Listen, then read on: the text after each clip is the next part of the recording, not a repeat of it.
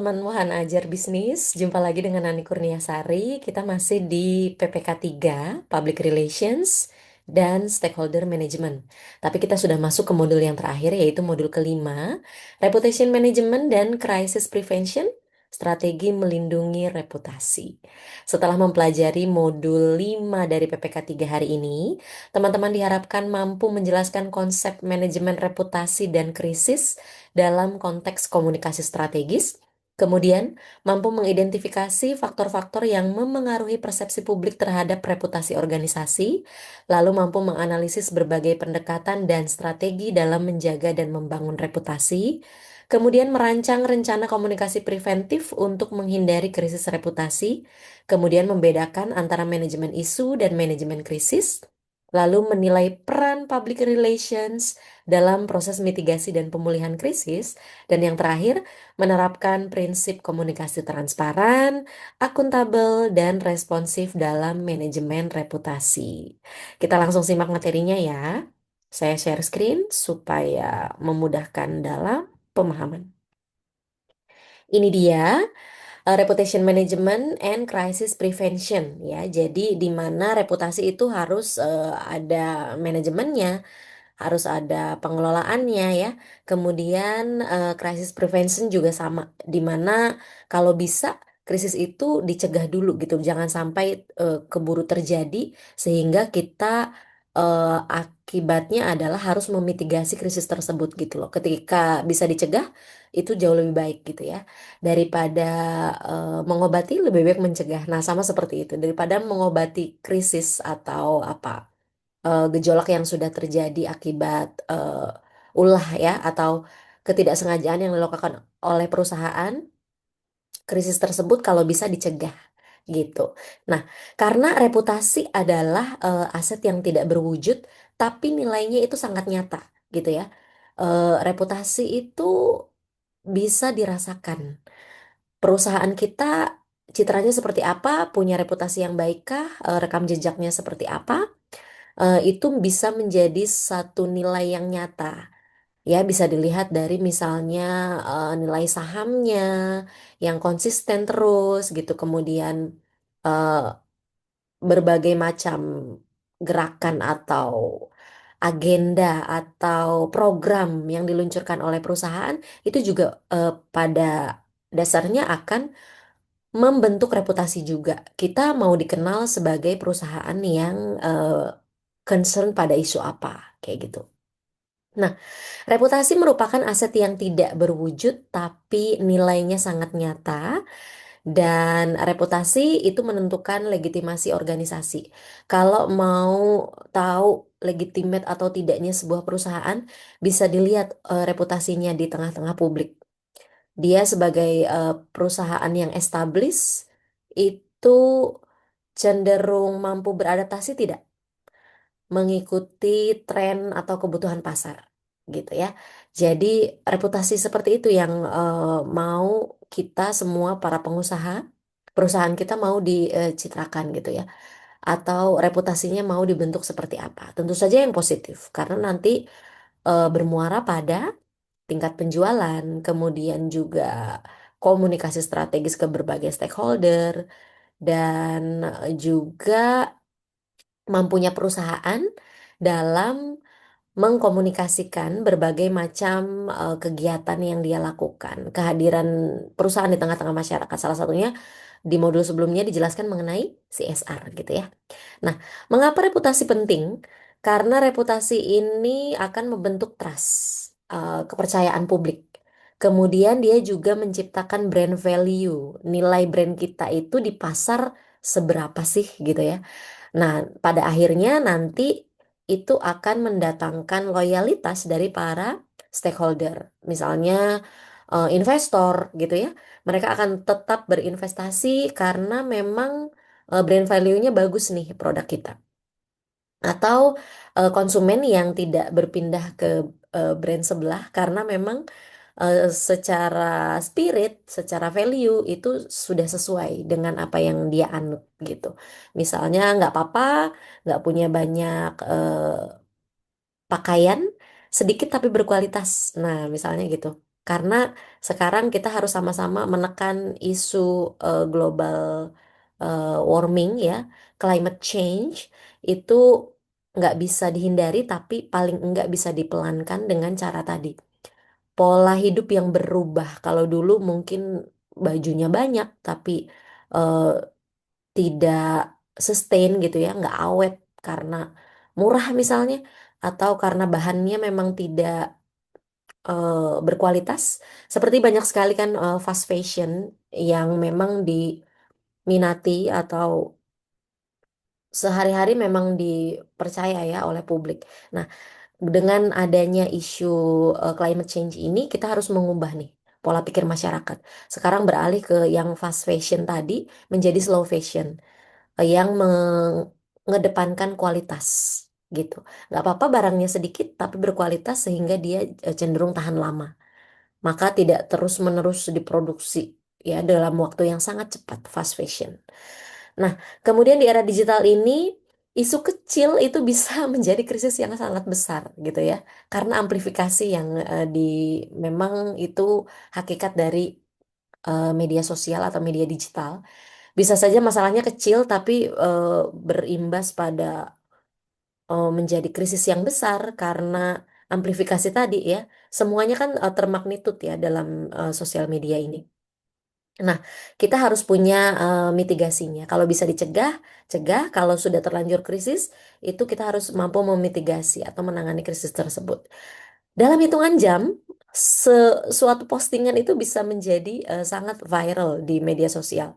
Nah, viralitas ini akan berisiko pada reputasi perusahaan tentu saja.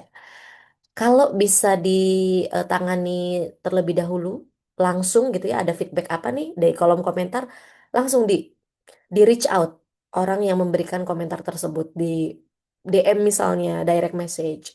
Jangan sampai kita lengah, lalu orang tersebut yang merupakan customer kita tidak sabar membuat isu ini menjadi viral dan boom gitu ya. Besar krisisnya menjadi meluas. Semua orang jadi tahu yang tadinya mereka pikir brand kita baik-baik aja, tapi dengan adanya isu yang dia lihat dari sesuatu yang viral, padahal viral itu belum tentu betul. Bisa jadi itu hoax atau bisa jadi ada angle tertentu yang dia tutupi gitu, yang tidak semuanya dibuka ke publik. Nah, maka kita perusahaan harus proaktif ya, jangan sampai keduluan oleh customer yang hendak memviralkan isu kecil yang berujung pada krisis yang sangat meluas dan besar. Pendekatan proaktifnya tentu yang pertama identifikasi isu dini. Kita kenali dulu di awal itu isunya apa sih sebetulnya gitu ya. Kemudian dipetakan stakeholdernya, stakeholder mapping dari sisi internal maupun eksternal. Kalau ini kaitannya dengan customer atau investor berarti itu investor bisa internal bisa eksternal. Sementara kalau customer itu totally dia eksternal gitu ya. Nah, kita mapping dulu buat pemetaan supaya nanti tepat sasaran cara menanganinya gitu ya, menangani krisisnya. Lalu media monitoring. Kita harus memonitor media juga. Ada sentimen yang bagaimana nih di sosial media atau di kalangan orang tua gitu ya, di media tradisional itu arahnya gimana nih? Masih banyak nggak orang yang nonton tayangan kita di televisi gitu misalnya ya, pakai surveinya Nielsen kita misalnya bekerja sama, itu bisa juga. Lalu lakukan rapid response, respon dengan cepat, jangan sampai menunggu viral baru kita hadir ya sebagai perwakilan perusahaan. Itu netizen akan menganggap kita sangat-sangat telat. Kemudian teori utama yang bisa dilakukan untuk memitigasi reputasi adalah yang pertama reputation management theory, lalu ada juga situational crisis communication theory atau SCCT dari Timothy Com ya. Kemudian ada isu management theory, stakeholder theory dari Freeman, dan yang terakhir trust repair framework. Nah, masing-masing teori ini bisa teman-teman pelajari lebih dalam di modul utamanya PPK 5, PPK 3 modul 5 maksud saya. Nah, kemudian bagaimana teknologi berperan dan media sosial dalam memitigasi reputasi. Yang pertama, kita lakukan monitoring real time melalui media sosial, baik itu misalnya X yang dulu namanya Twitter, ada berbagai macam cuitan apa di kalangan netizen terkait produk kita. Kemudian kalau di Instagram kita lihat di analytics-nya. Lalu kalau TikTok juga sama, mungkin bisa ditengok juga. Kemudian ada social listening. Kita dengarkan apa yang menjadi keluhan publik gitu. Atau bahkan mereka mau kasih masukan, kita coba pertimbangkan ya. Lalu ada command center digital. Nah, kita bikin center komunikasi nih supaya orang tahu atau wartawan, teman-teman media, jurnalis gitu ya mau mengkonfirmasi terkait krisis ini tuh ke siapa gitu. Nah, jangan sampai nanti kalau datang ke direkturnya, CEO atau ke staff, suaranya akan beda. Nah, ketika kita punya command center digital, itu satu pintu. Media semua akan datang ke situ, bertanya, mengkonfirmasi, mengklarifikasi berbagai hal yang beredar di publik, dan menuliskannya dengan berita yang lebih mendalam, investigatif gitu ya, karena mendapat sumber langsung dari kita, perusahaan yang memang membuka center untuk komunikasi teman-teman media. Ada studi kasus Samsung Note 7 yang sempat ditarik dari pasaran dan mereka juga meminta maaf, kemudian melakukan investigasi yang lebih mendalam dan mencoba membangun kembali trust dari publik. Lalu studi kasus Pertamina Karawang ini dilakukan dengan engagement multi stakeholder ya, keterlibatan berbagai macam stakeholder. Lalu komunikasi aktif di lapangan juga dilakukan. Sebagai perusahaan BUMN, Pertamina ini satu-satunya ya yang bergerak di bidang minyak bahan bakar.